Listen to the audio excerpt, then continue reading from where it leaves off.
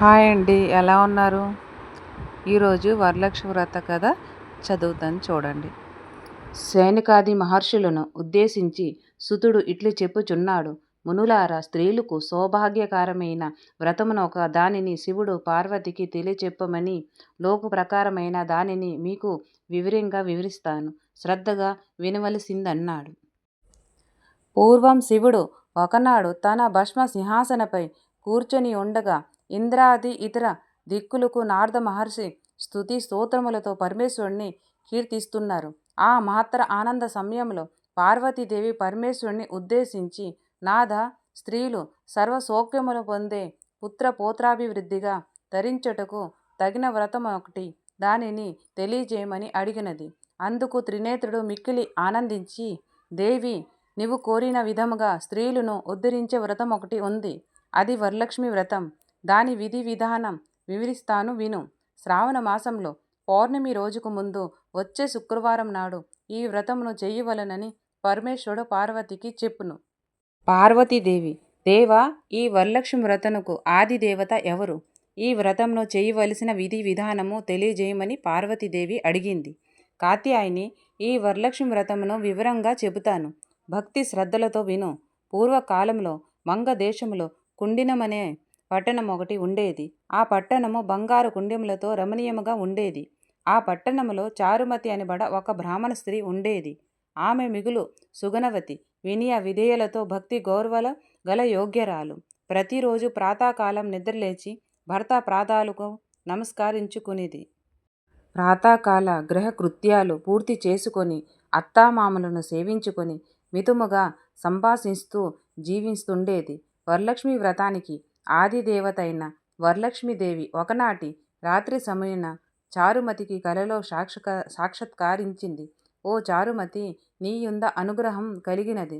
ఈ శ్రావణ పౌర్ణమి నాటికి ముందు వచ్చే శుక్రవారం నాడు నన్ను పూజించము.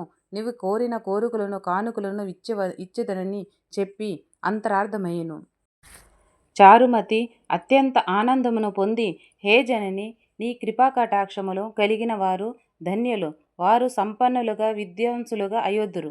ఓ పావని, నా పూర్వజన్మ సకృతం వలన నీ పాద దర్శనం నాకు కలిగింది అని పరిపరి విధాలుగా వరలక్ష్మీదేవిని స్తుతించింది. చారుమతి మేల్కొని అర్ధాంతరంగా కల గుర్తించి తన కలను భర్తకు అత్తామామలకు తెలియచెప్పింది.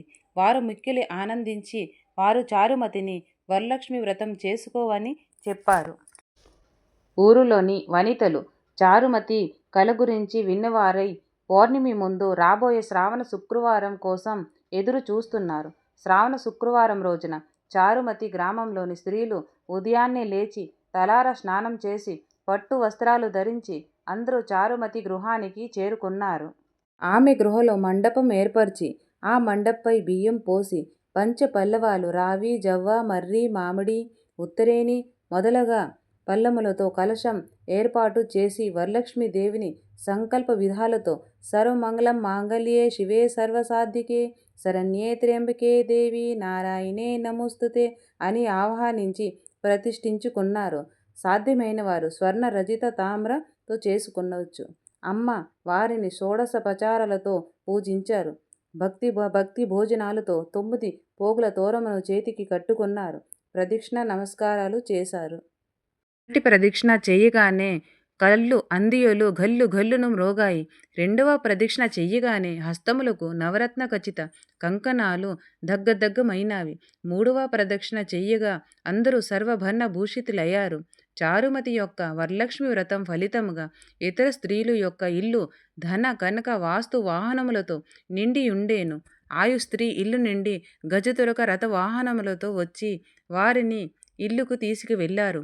వారంతా మార్గ మధ్యములో చారుమతిని మిక్కిలి పొగుడుతూ ఆమెకు వరలక్ష్మి కలలో సాక్షాత్కరించి అనుగ్రహించగా ఆమె వరలక్ష్మి వ్రతంతో తమందరినీ మహా అద్భుతముగా చేసిందని పొగిడారు.